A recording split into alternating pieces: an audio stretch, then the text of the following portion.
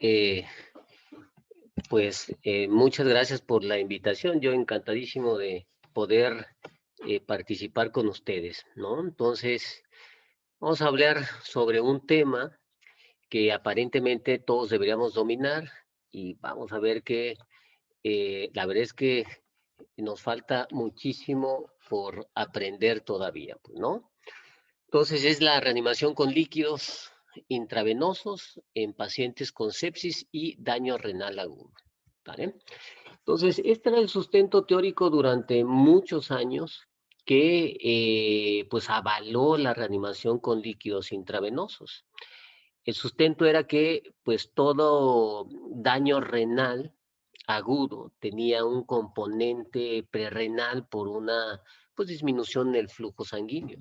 Entonces, la reanimación con líquidos, pues lo que hacía era incrementar el gasto cardíaco, la presión arterial y con esta la perfusión renal, ¿no? Y pues toda esta mejoría en el flujo renal, pues tendría pues cierto efecto benéfico en este paciente, pues, ¿no? Pero pues más alejado de la realidad no podría estar este sustento teórico porque actualmente pues ya tenemos las herramientas para poder medir cada una de estas cosas que antes no lo podíamos hacer y pues nos hemos dado cuenta que este sustento teórico se ha venido abajo porque pues no siempre el pasar líquido mejora el gasto cardíaco y de hecho, en muchos pacientes con sepsis ni siquiera está disminuido el flujo renal. Entonces, esto ha sido un cambio en el paradigma de la reanimación y eso es lo que vamos a ver hoy, las controversias que hay en ese sentido.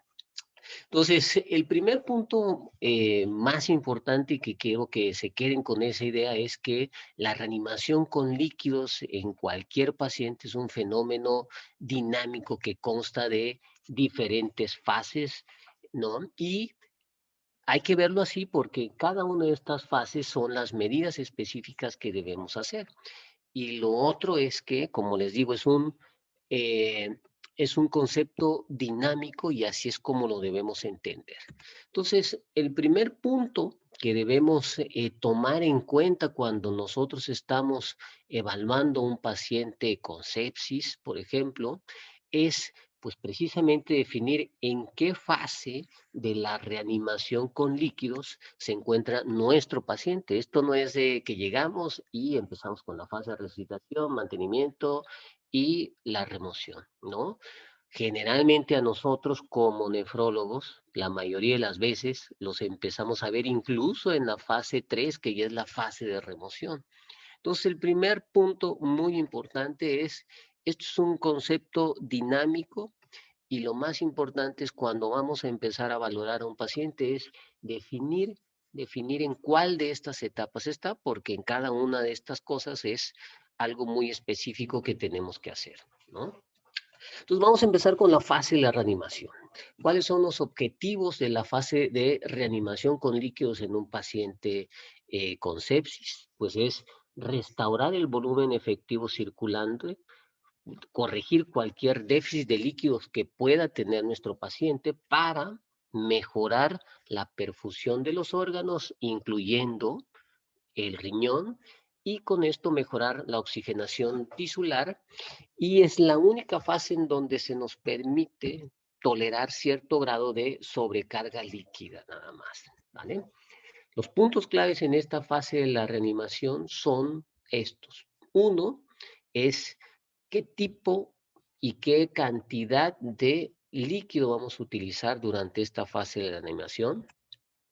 ¿Cómo vamos a evaluar que nuestro paciente está respondiendo a nuestra reanimación con líquidos? ¿Hasta cuándo vamos a seguir reanimando a nuestro paciente? ¿Y qué estrategia vamos a utilizar para reanimar a nuestro paciente, ¿no? Entonces, estos son los puntos más importantes en la fase de reanimación que vamos a ir desglosando un poquito más a fondo, ¿no? ¿Qué tipo de solución? Pues yo creo que ahorita ya como nefrólogos, pues nos queda extremadamente claro que no todas las soluciones de reanimación son iguales. A grandes rasgos, las podemos dividir en soluciones cristaloides, en donde está la solución salina, la Harman, la glucosada y las soluciones coloides como las naturales, que son las albúminas, o los artificiales como los dextranos, los almidones y las gelatinas, ¿no? Pero lo más importante que debemos de saber en este concepto de reanimación con líquidos es precisamente el tipo de distribución que tiene la solución que estamos utilizando para reanimar, si es monocompartamental o multicompartamental, ¿no? Obviamente lo que nosotros quisiéramos de una solución de reanimación es que pues nuestra solución de reanimación se quedara únicamente en el espacio intravascular, porque a final de cuentas, cuando nosotros reanimamos, el volumen que estamos o nuestro blanco es mejorar el volumen circulante efectivo para mejorar la perfusión, ¿no? Desgraciadamente, pues las soluciones que utilizamos, como las soluciones balanceadas, las soluciones de cloruro de sodio, pues vemos que solamente una pequeña cantidad, como el 20% de lo que el volumen que le pasamos en realidad se queda en el espacio plasmático, que es en el líquido que nos interesa que se queden, y la mayoría, sobre todo en las soluciones salinas y las balanceadas, se queda en el líquido intersticial. La glucosada, pues es la peor solución para reanimar, porque todo el líquido que pasamos en realidad se queda en el espacio intracelular, en donde pues no nos sirve para nada entre un paciente para reanimar a un paciente, pues no. Eh, ¿Qué tipo de solución utilizar? Coloides versus cristaloides. Creo que a estas alturas también ya les queda más que claro, ya está perfectamente demostrado que las soluciones coloides versus las soluciones coloides no demostraron ser mejores que las soluciones cristaloides en relación a mortalidad en comparación con las cristaloides. Entonces, esto es una duda que está más que contestada. Coloides versus cristaloides, pues obviamente las soluciones cristaloides son las de elección para la reanimación de nuestros pacientes. La duda que hay ahora es de las soluciones cristaloides, pues cuáles utilizar. Tenemos soluciones balanceadas y no balanceadas, y esto de balanceadas y no balanceadas está en relación a la cantidad de cloro que tienen nuestras soluciones. Durante muchísimo tiempo, la solución por excelencia de reanimación fue la solución de cloruro de sodio, ¿no? Al 0,9% o solución fisiológica, y si vemos de fisiológica, en realidad no tiene absolutamente nada. Aquí tenemos los valores normales y vean que es una solución hipertónica, es una solución ácida, es una solución con una gran cantidad de cloro, de sodio y una gran cantidad de cloro. Entonces, de fisiológica en realidad no tiene nada, a diferencia de las soluciones balanceadas, ¿no?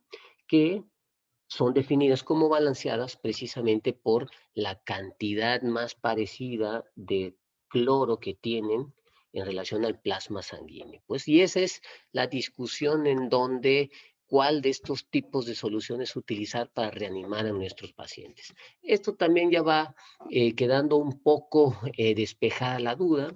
Estos estudios que salieron en el 2014, ¿no? En donde un ensayo clínico cruzado, 15,000 pacientes en 5 terapias de Estados Unidos. Entonces, durante un periodo de tiempo, ellos reanimaron únicamente con soluciones balanceadas, que es el Plasma Light, y en otro periodo de tiempo utilizaron solución salina al 0,9%. El desenlace que ellos andaban buscando es, pues, cuál era la diferencia en relación a la incidencia de daño renal a KIM2 o el requerimiento de terapia de reemplazo renal y mortalidad. Entonces aquí vemos en las gráficas que aquellos pacientes reanimados con soluciones cristaloides tenían una menor concentración de sodio. La gráfica se ve exagerado, pero en realidad si lo vemos es un equivalente nada más, o un milimol, perdón. Y también los pacientes que eran reanimados con soluciones balanceadas tenían una concentración ligeramente mayor de bicarbonato. En relación a los resultados, podemos ver que hubo una pequeña diferencia, una menor frecuencia de desenlaces renales a 30 días en aquellas pacientes reanimados con soluciones cristaloides balanceadas en relación a la solución salina, 14,3 contra 15,4, y una tendencia estadística en los desenlaces así ya desglosados. Los autores lo que concluyen es que en pacientes críticamente enfermos, el uso de soluciones cristaloides balanceadas se asoció con una menor tasa de resultados renales compuestos, ¿no? Entonces, si decimos, bueno, 14 contra 15, pues la verdad es una diferencia muy bajita, pero si nos ponemos a pensar que una maniobra tan sencilla como que a todos nuestros pacientes, en lugar de reanimarlos con solución fisiológica, los reanimamos con solución balanceadas, pues obviamente es algo que utilizamos todos los días y todos nuestros pacientes, y es algo que sí puede marcar una diferencia porque es una estrategia que lo utilizamos en todos nuestros pacientes, ¿vale? Estos son otros tipos de estudios, algunos ensayos clínicos controlados, algunos estudios prospectivos, tanto en cirugía como en pacientes críticamente enfermos, algunos en voluntarios, ¿no? Algunos con centoacidosis, y los resultados son consistentes, pues, ¿no? Las soluciones balanceadas generalmente se asocian a menos complicaciones como son acidosis metabólicas hiperclorémicas, también menos frecuencia o incidencia de daño renal agudo o frecuencia de terapia de reemplazo renal, pues, ¿no? ¿Cuál es el efecto o qué efecto tiene el exceso de cloro en el glomérulo? Pues esto es algo muy importante. Entonces, si empezamos a reanimar a nuestros pacientes con soluciones con una gran cantidad de cloro, pues obviamente todo ese cloro se va a filtrar y va a llegar pues, obviamente a la mácula densa, y en la mácula densa, pues obviamente este exceso de cloro y de sodio se van a reabsorber, y ese aumento en la reabsorción ocasiona un aumento en el AMP cíclico, y ese AMP cíclico condiciona un aumento en la secreción de adenosina. La adenosina tiene o hace su efecto o se une a los receptores A1 de la arteria aferente, con lo cual hay una vasoconstricción de la arteria aferente, y por lo tanto el efecto final de un exceso de carga de cloro a nivel tubular, pues es una disminución en la filtración glomerular, principalmente mediada por una vasoconstricción de la arteria aferente a nivel del glomérulo, ¿no? Entonces, ese es el efecto del cloro, o por el cual se cree que pues la reanimación con estos tipos de soluciones pues aumentan la frecuencia de daño renal agudo en estos pacientes, ¿vale? Pero pues, no solamente son complicaciones a nivel renal. Tenemos complicaciones metabólicas, tenemos complicaciones en el agua corporal. Esto es algo muy importante. Las soluciones con mucha cantidad de cloro dañan más frecuentemente el glicocálix del endotelio, y eso es una causa de mayor fuga de líquidos hacia el espacio extracelular, intersticial, perdón, y mayor condicionamiento de edema. Los efectos renales, pues ya los vimos, efectos gastrointestinales, efectos hematológicos y efectos clínicos muy contundentes, como es aumento en la mortalidad y aumento en la incidencia de daño renal agudo y necesidad de terapia de reemplazo renal, ¿vale?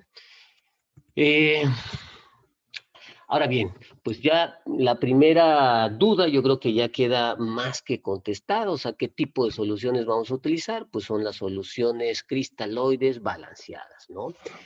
¿Qué estrategias de reanimación vamos a utilizar? Esta es la clave muy importante en la fase de la reanimación, y esto viene desde el 2001, cuando Rivers empezó a reanimar a los pacientes en base a ciertas metas macro, eh, macrodinámicas, macrohemodinámicas, que era pues en un periodo de 6 horas llegar a estas metas, mantener una presión venosa central entre 8 a 12 milímetros, una presión arterial media arriba de 65, mantener un gasto urinario arriba de 0.5 y una saturación venosa arriba del 70%, ¿no?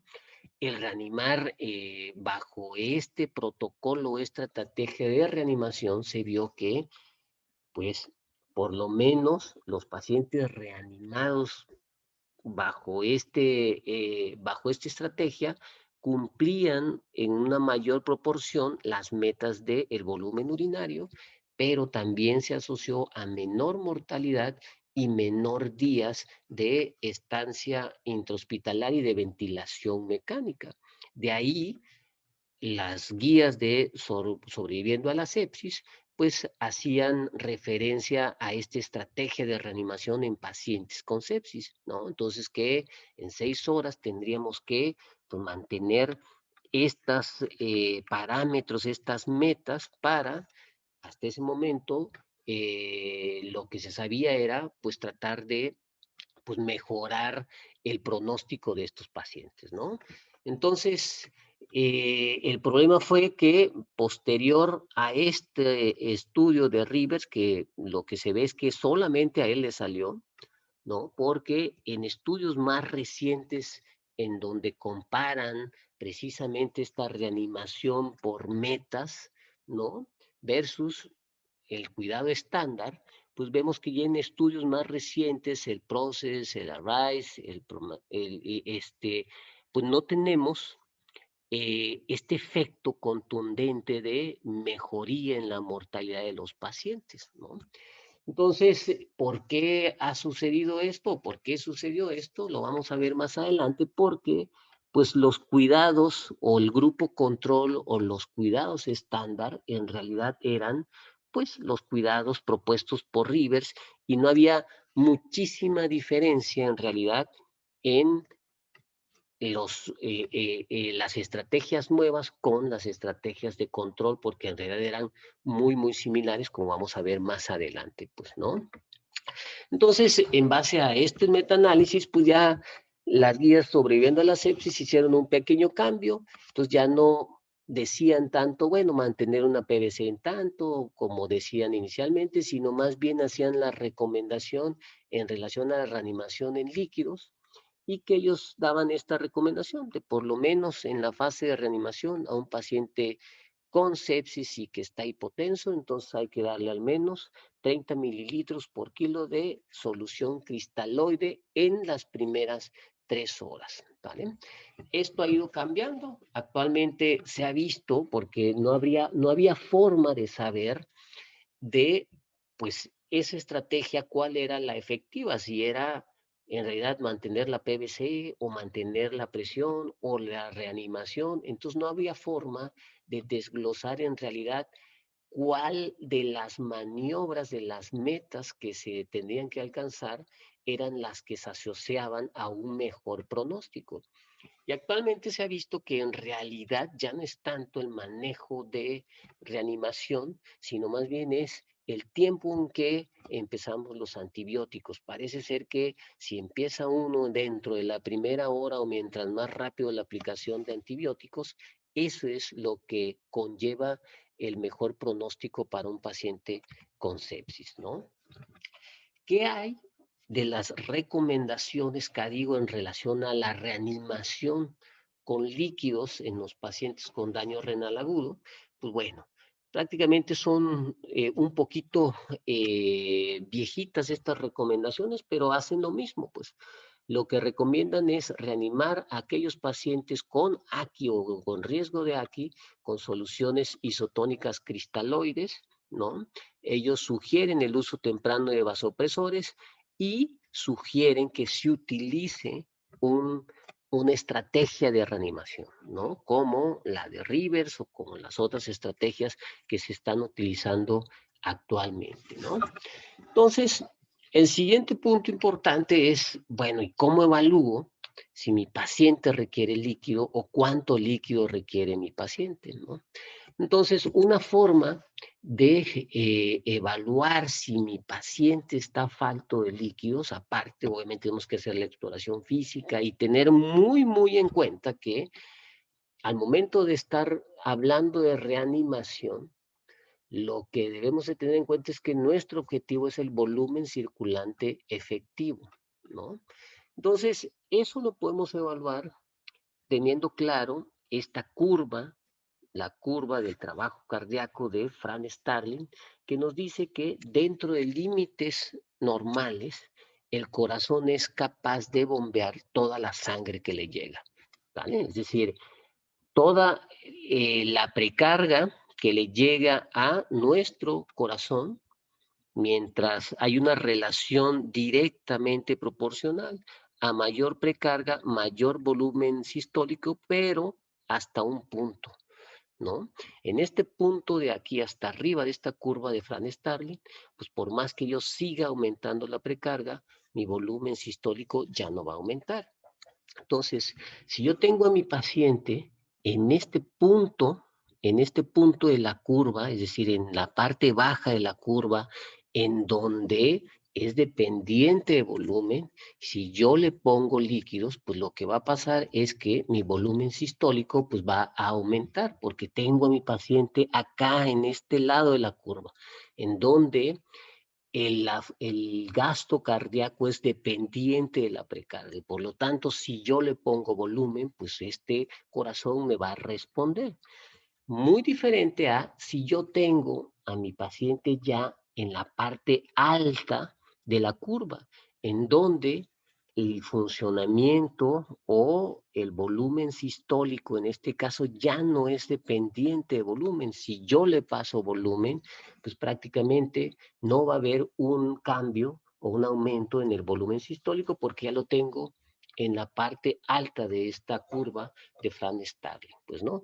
Y esa es la manera como vamos evaluando si nuestro paciente requiere de líquidos y sobre todo es la manera en que vamos evaluando si responde a nuestra administración de líquidos.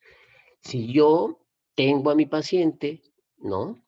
Le paso líquidos y lo voy monitorizando por ultrasonido, mi volumen sistólico, le paso la carga de líquidos, le paso 500 mililitros y veo que mi volumen sistólico, ¿no?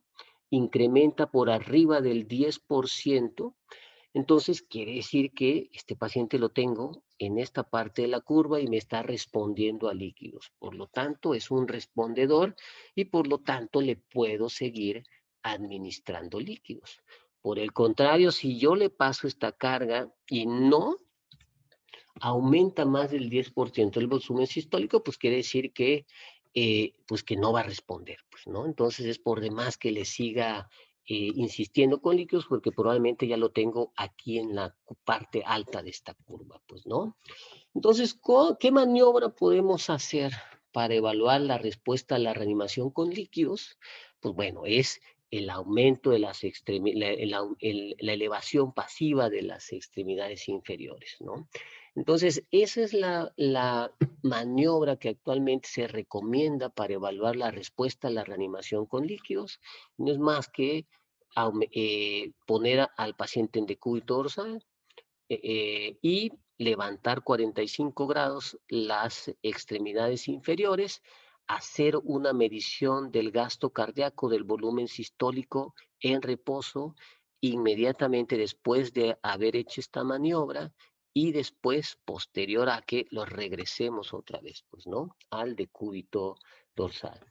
Si aumenta más el 10% el gasto cardíaco con esta maniobra, pues quiere decir que nuestro paciente está respondiendo y lo tenemos todavía en algún punto de la curva que va a responder a líquidos, ¿no? De lo contrario, si ya no nos responde, quiere decir que probablemente ya lo tenemos acá en donde el volumen sistólico ya no es dependiente de la precarga y por lo tanto ya no se beneficia de seguirle dando líquidos, pues, ¿no?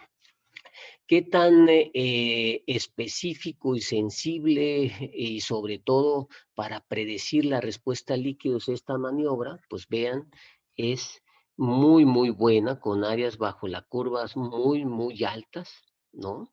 De 0,92, 0,98 para predecir la respuesta a líquidos independientemente de cómo midas la respuesta, si lo mides por ultrasonido, si lo mides por Doppler, etcétera, etcétera, etcétera. Pues, ¿no? Entonces, esta es la maniobra que recomiendan hacer para evaluar la respuesta a la reanimación, ¿no? El otro punto clave es, bueno, cuánto tiempo y cuánto volumen le vamos a dar a nuestro paciente durante la reanimación, ¿no? Y este es quizá uno de los puntos más importantes, ¿no? Porque eh, ¿cuánto tiempo durante cuánto tiempo vamos a seguir con la reanimación? Pues esto va a depender de la comprobación de la respuesta a la reanimación. Es decir, yo hago la carga de líquidos, me responden, pues puedo seguirle pasando líquidos. Entonces, en el momento en donde yo le haga una carga de líquidos y ya no me responda, entonces ahí dice, ¿sabes qué? Este paciente ya está reanimado, entonces hay que pasar a la fase de mantenimiento. Esto es muy importante porque es el principal momento para errores que se traducen en sobrecarga hídrica y más en pacientes que tienen daño renal agudo y que están oligúricos, ¿no? Entonces, por eso es muy, muy importante tener muy, muy claro esto y por eso es muy importante comprobar la respuesta a nuestras maniobras de reanimación. Quizá esta es la parte donde más va a cambiar de aquí en adelante todo lo que tenga que ver con reanimación, porque ya tenemos herramientas que las cuales nos permiten evaluar en forma adecuada lo que es la microcirculación. Si nos damos cuenta, anteriormente todas las estrategias y todas las guías se basaban en una reanimación en parámetros de macrocirculación, el gasto urinario, la presión arterial, la PVC, y etcétera, etcétera. Pero en realidad ese es un gran error que hasta apenas nos estamos empezando a dar cuenta cuando ya tenemos la forma de evaluar la microcirculación. El error más grave es creer que la macrocirculación nos asegura tener una perfusión tisular, es decir, caemos muy fácilmente en el error de, bueno, tengo una presión arterial normal, tengo una PAM arriba de 65, tengo una PVC de 8, estoy orinando y creemos que si esto lo tenemos en condiciones normales o por lo menos en las condiciones aceptables, esto es igual a perfusión tisular y esto es un grave error como vamos a ver adelante, pues, ¿no? A final de cuentas, el objetivo último de la reanimación es llevar oxígeno a las células, ¿no? Pero con la reanimación nosotros nada más estamos incidiendo en una de las variables implicadas en el aporte de oxígeno a las células. Entonces, la macrocirculación pues, no es igual a microcirculación. O sea, podemos tener esto normal, pero si tenemos alterado esto, pues aunque tengamos nuestros parámetros de macrocirculación normal, nuestro aporte de oxígeno a nivel de la microcirculación no va a estar en forma adecuada, ¿no? Entonces, este es un ejemplo muy, muy ilustrativo. Son cerditos que les ocasionaron un choque hemorrágico. Algunos cerditos los reanimaron en relación a parámetros macrovasculares, sobre todo presión arterial, y en otros los reanimaron con parámetros de microcirculación midiendo el dióxido de carbono, pues, ¿no? Entonces vean las presiones arteriales, ¿no? Hacen el choque y bajan, ¿no? Y posterior en la reanimación, los cerditos que fueron reanimados con parámetros macrocirculatorios de la presión arterial, durante todo el tiempo tenían una presión arterial más elevadas que aquellos que fueron reanimados por microcirculación, ¿no? Pero cuando vemos la circulación de ambos grupos, ¿no? Por el índice de la microcirculación y la densidad de vasitos, vemos que, pues aunque tenían una presión arterial más baja, la verdad es que los parámetros a nivel de la microcirculación eran exactamente iguales entre los grupos. Pero la diferencia importante que quiero que les quede claro es lo siguiente. Aquellos que fueron reanimados por presión arterial recibieron una mayor cantidad de volumen de solución salina e incluso transfusión sanguínea, pues, ¿no? Por lo que quiero que les quede claro es muchas veces tener los parámetros macrocirculatorios un poquito bajos, por ejemplo, la presión un poquito bajas, no precisamente nos indica que existe una hipoperfusión tisular. Entonces, la reanimación basada en parámetros de macrocirculación puede llevarnos a sobrecarga hídrica como en estos cerditos, pues, ¿no? Vean lo que pasa en humanos, estos ya no son cerditos. Entonces querían ver cuál era el efecto a nivel renal, ¿no? De la administración de líquido intravenoso. Entonces lo que hacían mediciones de las resistencias renales en pacientes críticamente enfermos, los sometían a reanimación con líquidos y posteriormente volvían a medir la presión arterial y las resistencias. Y vean lo que pasa. Ellos dijeron que los que respondían a volumen eran aquellos que la presión arterial media aumentó un 10%. Y vean lo primero, y esto es algo que es consistentemente se repite. Solamente el 50% de estos pacientes en realidad respondió a la carga de líquidos, ¿no? Y las resistencias intrarrenales al principio y al final, o sea, al principio y después de la reanimación mejoró en los dos grupos, independientemente de que respondieron al líquido o no respondieron al líquido, la microcirculación mejoró, ¿no? ¿Cuál es el mensaje de otra vez? Macrocirculación no es lo mismo que microcirculación. Cuando querían ver cuáles eran las correlaciones, o más bien el desempeño de estas variables para predecir un incremento en el gasto urinario de 0.1 mililitros, de 0.2 mililitros o de 0.3 mililitros kilo hora después de la reanimación, pues vieron que solamente o sea, solamente la mejoría de las resistencias intrarrenales fueron las que, las que tuvieron un mejor papel para predecir la respuesta en el gasto urinario. Sin embargo, la presión arterial y la presión de pulso, pues vemos que su capacidad de predicción para mejorar el gasto urinario fue muy pobre. Otra vez, o sea, la macrocirculación no es igual a microcirculación y eso es el concepto que quiero que les quede claro, pues, ¿no? Y quiero que les quede claro porque esto es lo que va a cambiar muchísimo en los años que vienen. Este concepto de coherencia hemodinámica se refiere a cuando tenemos a nuestros pacientes con las variables de la macrocirculación en metas y la microcirculación también están en forma adecuada. A cuando se cumplen estos dos criterios, podemos decir que tenemos una coherencia hemodinámica, es decir, tenemos nuestros parámetros macrocirculatorios normales y eso se traduce también en una buena perfusión tisular y una buena microcirculación. Sin embargo, en los pacientes con sepsis hay algo que es extremadamente frecuente, que cumplimos las metas de parámetros macrocirculatorios, sin embargo, nuestros parámetros de microcirculación están alterados o los tenemos cubiertos en forma deficiente.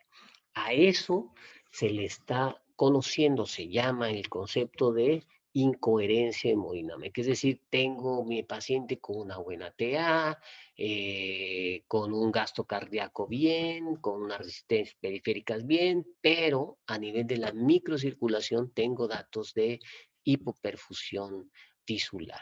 Entonces, cuando tenemos esta incoherencia hemodinámica, es algo muy frecuente en pacientes con sepsis.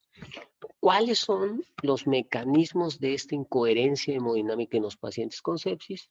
Pues primero que los pacientes con sepsis se caracterizan por tener una heterogenicidad en el flujo, ¿no? Entonces hay unos lechos que están bien perfundidos, otros que están mal perfundidos, hay hemodilución que puede alterar la perfusión, utilizamos dosis altas de aminas que puede condicionar vasoconstricción, o muchas veces se forman microtrombos a nivel de la microcirculación que hacen que la circulación no sea adecuada.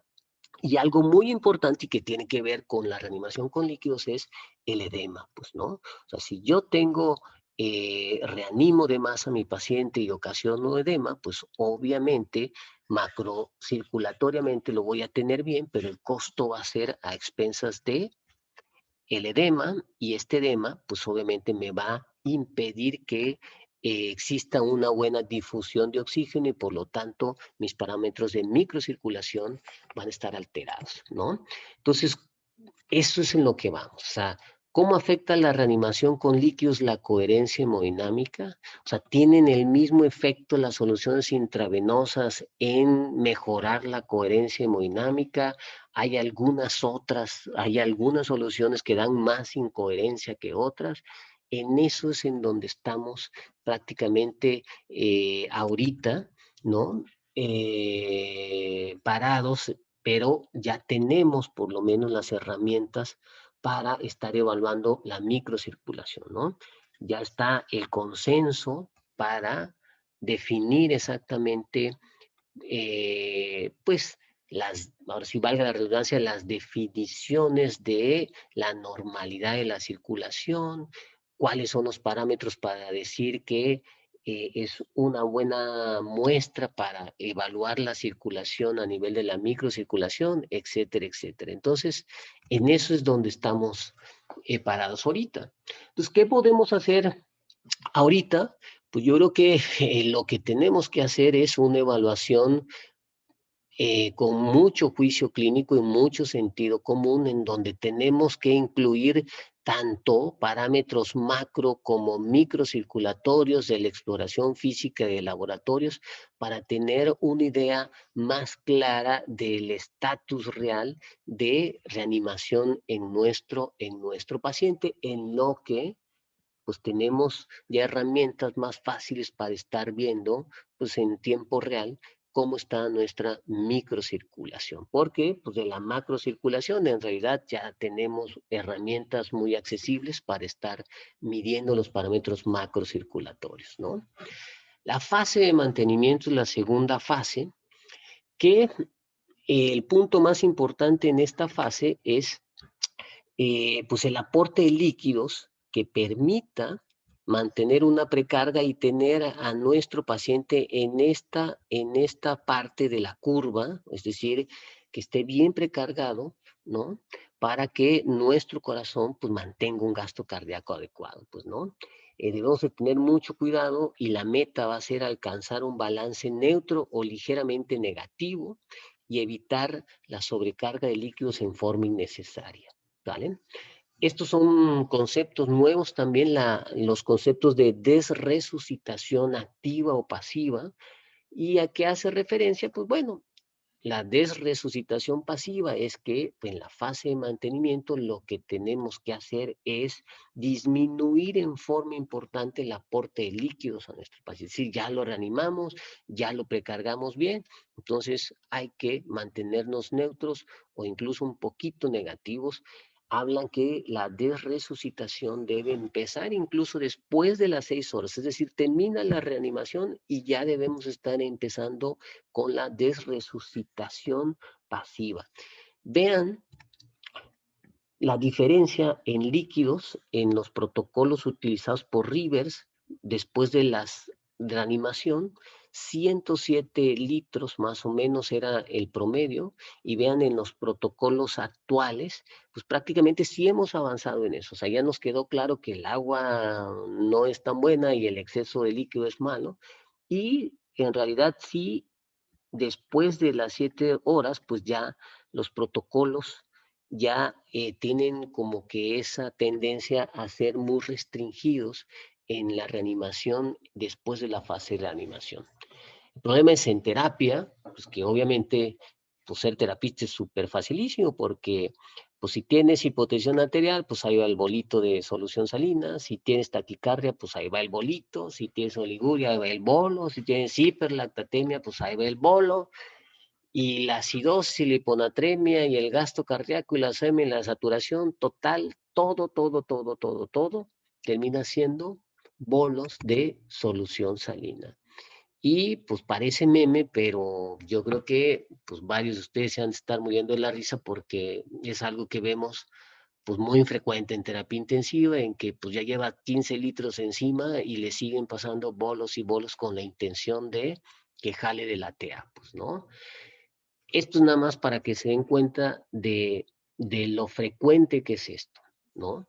Entonces querían ver pues cómo se comportaban los bolos, ¿no? En pacientes sépticos y querían ver, pues, cuál es la prevalencia de estar dando bolos y si servían estar dando esos bolos. Entonces, vean, el, casi el 90% recibió un bolo, el 52% dos bolos y el 16% de estos pacientes recibieron 3 bolos.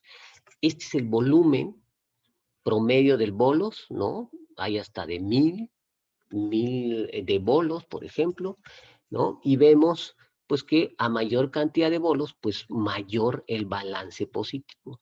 Pero vean nada más, y esto es algo muy importante, es lo que quiero que les quede claro, el 52% de los ingresos de líquidos de esos pacientes son en bolos, de los bolos que el paciente recibe, ¿no? Y eso es lo que quiero que les quede claro, pues, ¿no?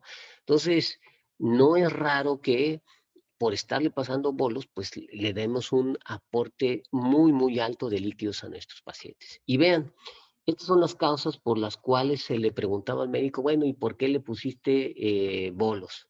Y entonces él decía, pues porque tiene la presión baja, porque esto y esto, liguria, incremento y bla, bla. Y aquí, después de que le pasaba el bolo, le preguntaban, bueno, ¿y si jaló o no jaló después del bolo?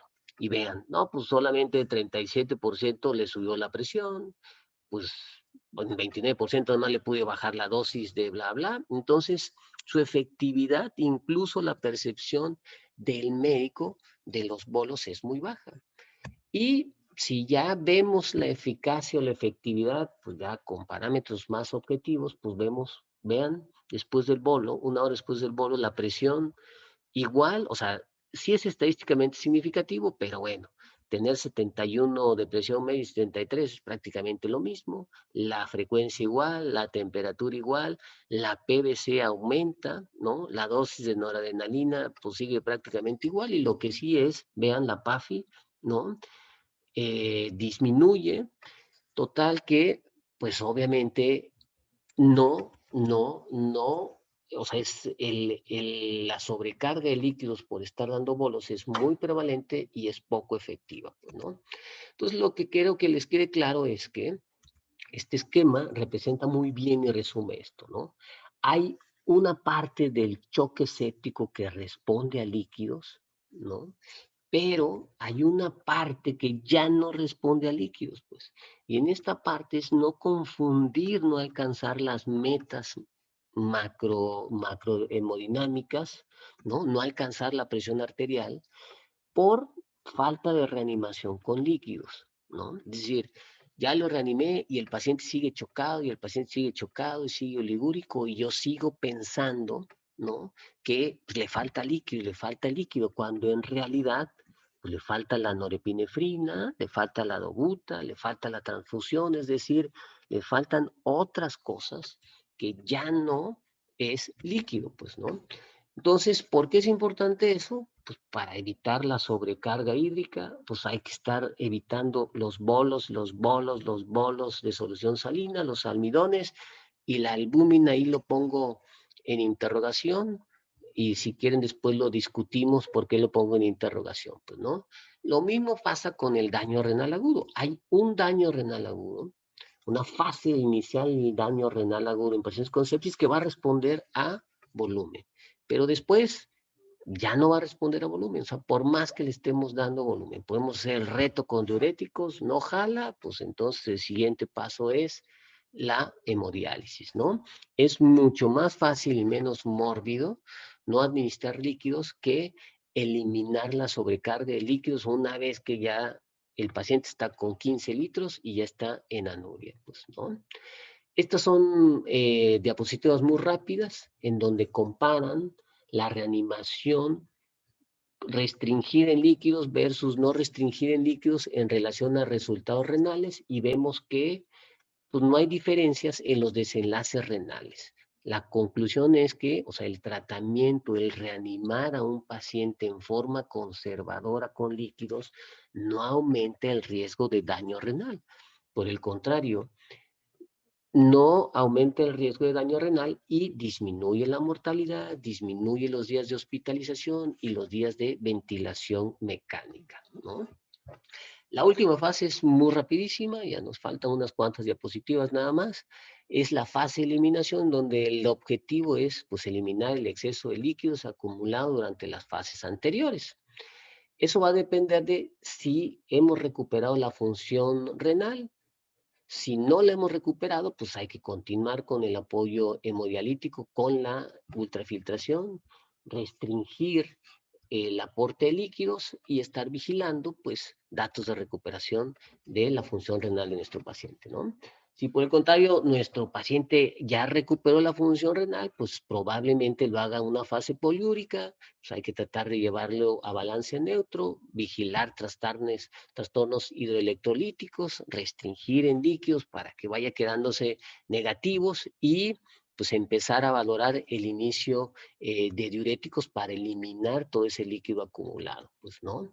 Y esta es la última diapositiva en donde, pues como todo en nefrología, tiene un efecto en U, ¿no? En donde es importantísimo los líquidos durante la fase de reanimación, tienen un efecto positivo en el pronóstico de los pacientes y en el pronóstico renal, ¿no? Pero hay artículos que mencionan que entre 500 y 1000 mililitros por lo menos tienen que ser forzosos para reanimar un paciente y pues bueno, ya de ahí podemos ir aumentando el volumen que necesitamos para reanimar a nuestros pacientes, pero ya en el límite de 4000, un poquito menos en la solución salina, un poquito menos en la albúmina.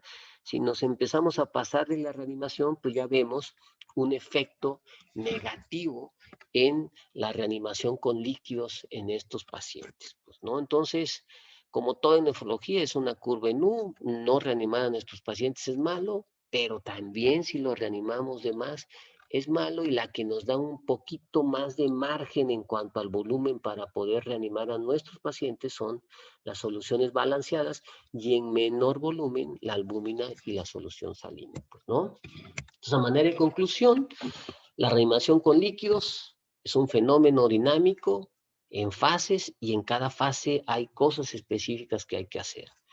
Determinar la fase de reanimación en la que está nuestro paciente y utilizar un protocolo de reanimación. ¿Qué tipo de líquidos utilizar? Pues ya no hay duda. Son cristaloides balanceadas con baja concentración de cloro. ¿Qué volumen de líquidos intravenosos utilizar? La primera fase de reanimación, por lo menos 30 mililitros por kilo para corregir la hipovolemia y después vamos valorando la respuesta. ¿Hasta cuándo seguimos reanimando? Hasta que responda, ¿vale?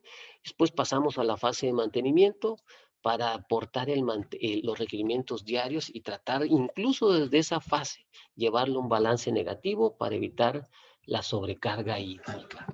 Y pues esta es la conclusión más importante, hay que mantenerse tranquilos y hay que llamar al nefrólogo, ¿vale? Entonces, es lo que les tenía preparado para hoy, no sé si tengan alguna pregunta.